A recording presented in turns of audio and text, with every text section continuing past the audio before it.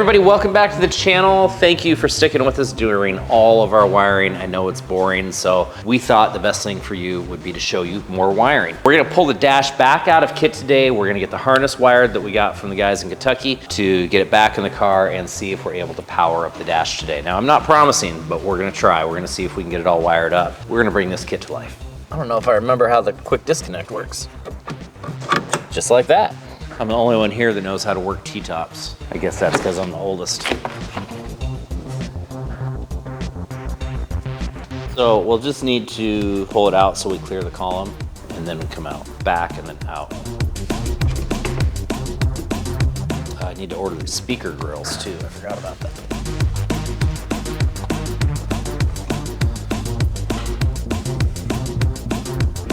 All right.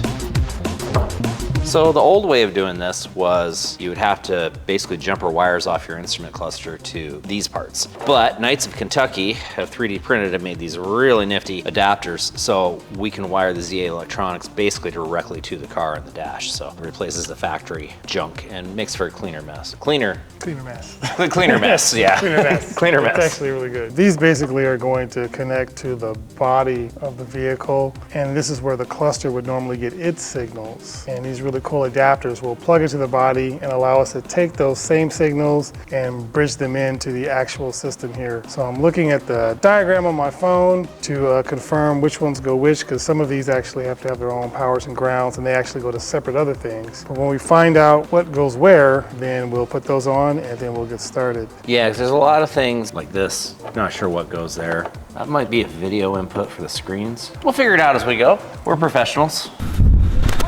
We're like the spies and Spies Like Us with Chevy Chase and Dan Aykroyd. This will verify your ability to stay afloat at high speeds.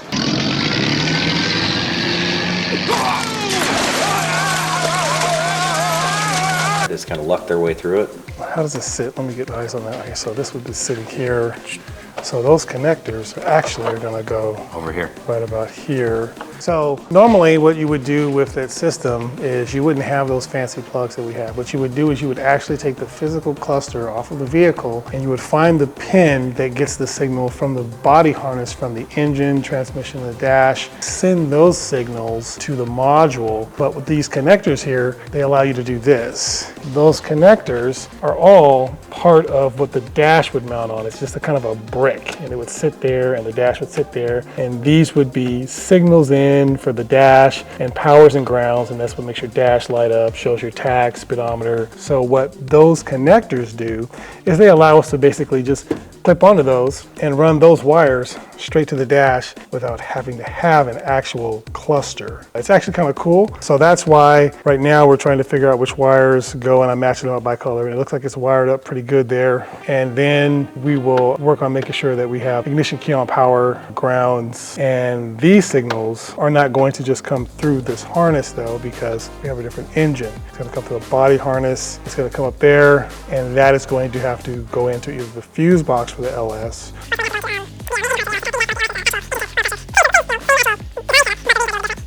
But we are going to use this. This is too convenient, you know, for what we're doing. So there will be some splicing along the way to do more and more wiring, because that's my favorite. And so let's go over here. Power, I can't see anything in there. Power is just going to be switched to the ignition switch. So D is fuel input green. It says fuel input green. Look at that, green and green.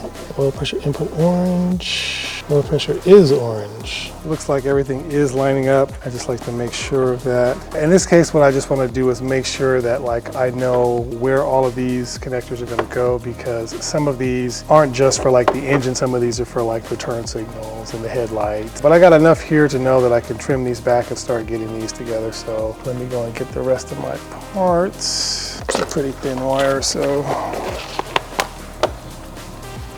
Oh yeah, all right, we'll be good here. Grab some of those. All right, so we're gonna get ready to blend some of these wires. One of the videos I was just heat shrink wrapping on, someone had mentioned having a kind of like a little air dam here, and I realized when I saw the comment, I have some of those, I should use them, so there we go. Just kind of helps to hold the heat there. You don't have to do as much movement, and it keeps you from damaging anything that's underneath. Wherever you are, thanks for reminding me.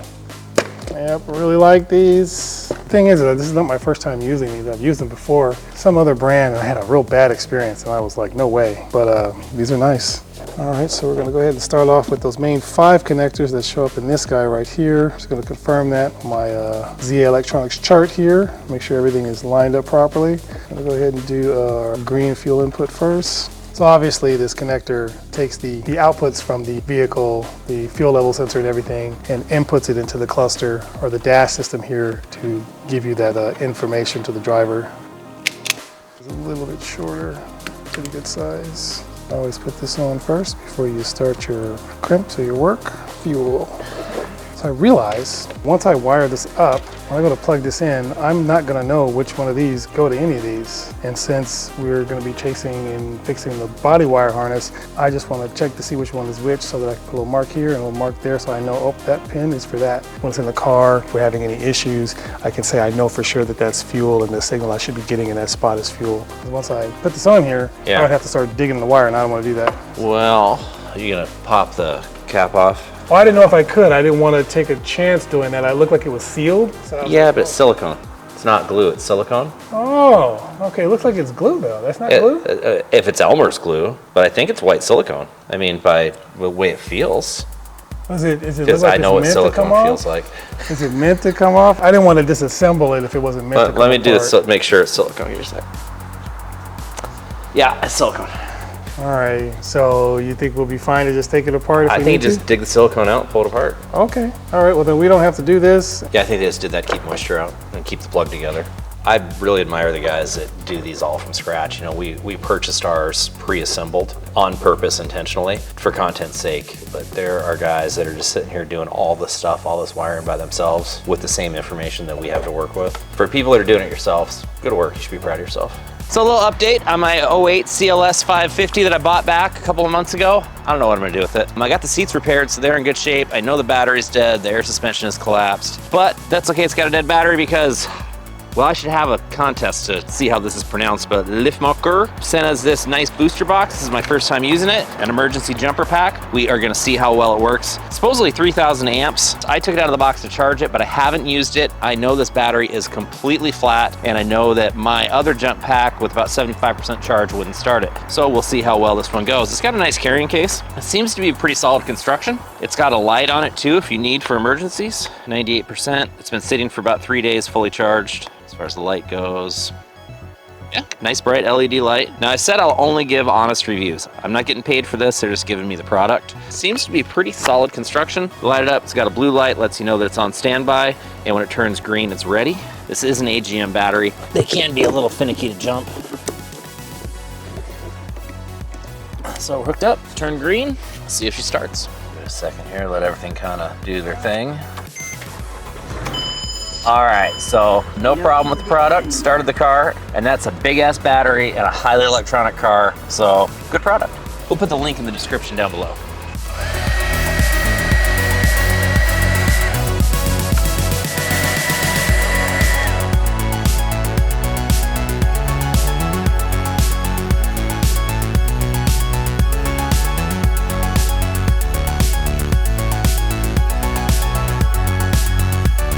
All right, so the wires that start off that go to the dash and fit up, I got those 2 on here. So what I'm gonna do, so I don't want those to drag, I'm gonna kind of zip tie this up like this. The dash goes in, this will just plug in, but because there will be some body wiring side that has to be dealt with, I'm gonna actually just kind of put a zip tie on this to hold this together. Stuff to the cluster so far, looks like that's what's going through. RPM, I don't even know. Like, I have no idea what this stuff is. Like that's the other thing, is that like this says RPM, but I've already wired up the tack. Well, remember, this came from Italy, so it may mean something different there, maybe abbreviations That's for something true, different yeah. than we're used to. This basically took oil temperature, tack, speedo, coolant temperature, and that's gonna actually come into these plugs, and it's gonna be off those body plugs into here, and that goes into here to show up on here. Yeah, and just a couple extras here. Left turn, right turn, okay, the High beams. high beams. A couple of them. I wonder if those go directly to this directly to the column? That's probably gonna go to that. And then I think whatever we find that, we'll know more about these because I'm not 100% sure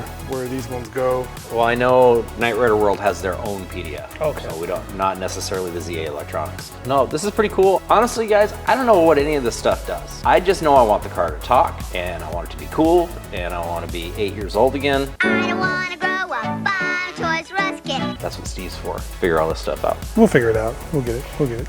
All right, so I guess we can change the fender. If we change the fender, then we can get the nose back on. I don't want to put the fog lights in until the car is painted, because what'll happen if we put the fog lights on and send it to the body shop, when they're masking the car, they're not gonna look inside there, and they're just gonna spray, and I'm gonna overspray all over my fog lights. One of the problems I had with the fender, and we'll need to raise the car up, is the bottom bolt. This is why I didn't do it when I did the other, because it only takes a few minutes. The bottom bolt here,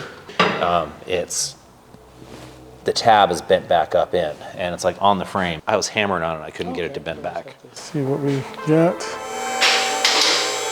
Convince this to kind of lean down a little bit.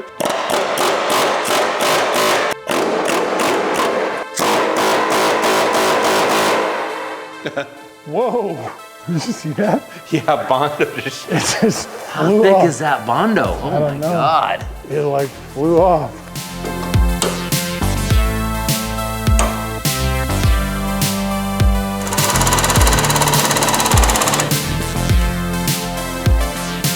Ah, there we go. Good job, Steve. Hey.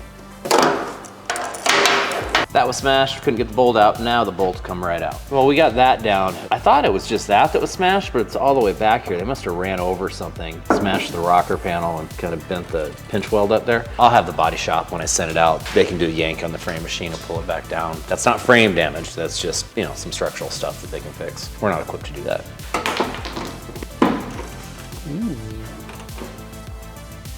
You give that a little turn. Oh, okay, we're good. Steve's just weak. I thought that this was like the head of the bolt here. And so when I went to turn it, and I was like, oh, that at first wasn't moving. It's a washer. I thought it was the head. I was like, oh, let's not get too excited. Good. Lower it down a bit. So there are the fender liner bolts, and then there is these two bolts here that are, not attached. Fender liner bolts, and then this bolt here. Oh, no, it's not attached either. Nothing's attached. Fender's just magically staying on the car.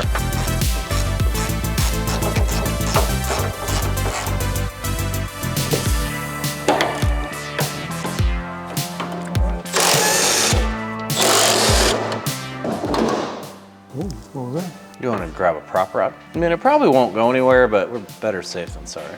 We don't need to drop the engine again.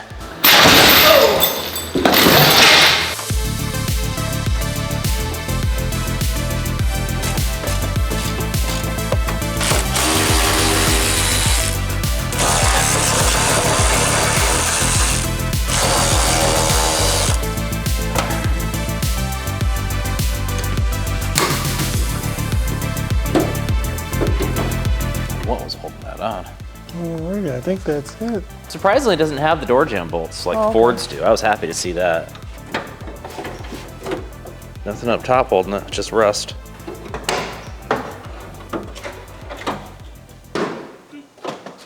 Alrighty. We should blow the pine needles out before we put the new one on. I really want to finish this car. That's so much money. The forklift over the gate. You know, I can't believe that video didn't get more views. If you're new to our channel, go back and watch the first Bentley video. We had the most insane scene. Oh, I don't like this at all. I might actually pass out, Steve. I think I overestimated the size of the hole. There's some smaller ones over here that'll work fine. Where's Antonio when you need him? He would have had a perfect joke. Tell you what, there's a noticeable weight difference between the two of these. Well, there's about 4 pounds of Bondo in that one.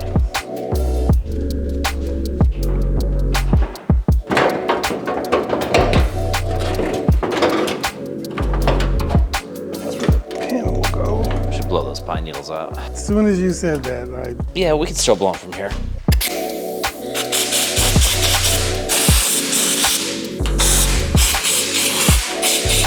Back just a little bit. There we go.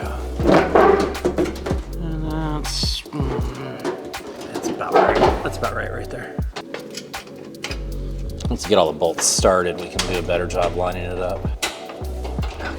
How the gap work, that's the hardest part of doing these. That's gonna be a body shop thing, because when they fix that, they'll probably have to take this loose anyways, and I'm gonna have them fix this rust right here. So we'll have the body shop do the gaps on the fenders while it's there. Just gotta make sure we line our paint marks up, that'll keep the hood lined up.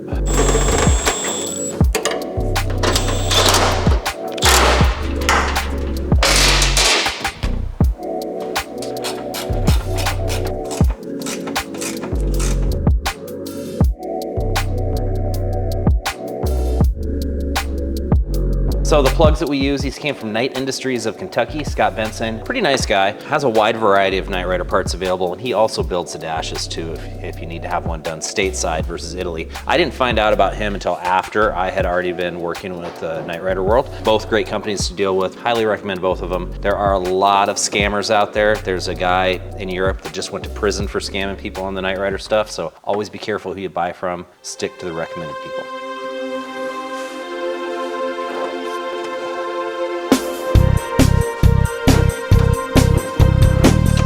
Well, as usual, Steve did a fantastic job today. Got the dash all wired up for what we were hoping to accomplish as far as that goes. We are a long ways from powering it up, but we'll get there. We got the new fender on that side. I don't have any more time today because I got a plane to catch, but when I get back, we will get the headlights in, we'll get the front bumper on, and then we'll get all these front panels properly aligned and get everything back together. So the front end will be back together, ready for paint, and Steve will continue working on the wiring. You know, I think Steve should start an OnlyFans for doing wiring. Just sit there and do wires and have guys pay him to do the electrical.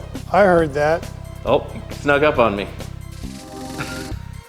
Heat shrink specialist. All right, well, thanks for sticking along. Don't forget to like, share, and subscribe.